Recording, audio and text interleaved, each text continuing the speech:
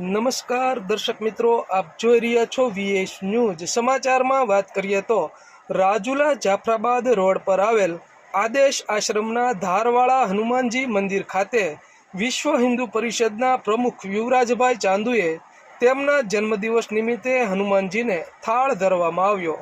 સમગ્ર વિગતની વાત કરીએ તો રાજુલા શહેરના વિશ્વ હિન્દુ પરિષદના યુવરાજભાઈ ચાંદુનો જન્મદિવસ હોવાથી હનુમાનજીનો થાળ કરેલો, જેમાં રાજુલા શહેરના ધર્મપ્રેમી ભાઈઓ બહોળી સંખ્યામાં ઉપસ્થિત રહ્યા હતા. તેમજ યુવરાજભાઈ ચાંદુના જન્મદિવસે સંતો, મહંતો અને મિત્ર મંડળના આશીર્વાદ લીધા હતા. સાથે સાથે હનુમાનજીને થાળ પ્રસાદ રૂપે પ્રસાદી ધરી પ્રસાદનો લાભ લીધો હતો. આ આદેશ આશ્રમમાં મહેન્દ્રગીરી બાપુ હાલ સેવા આપી રહ્યા છે.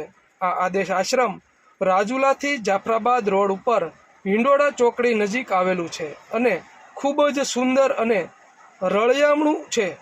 આદર્શ આશ્રમે આવતાની સાથે મનને એકાગ્રતા અને શાંતિ મળે છે. સાક્ષાત હનુમાનજી જાગ્રત હોય તેવા હનુમાનજીના દર્શન કરી ધન્યતા અનુભવી હતી. તો આવા અવનવા સમાચારો જોવા માટે જોતા રહો વીએસ ન્યૂઝ.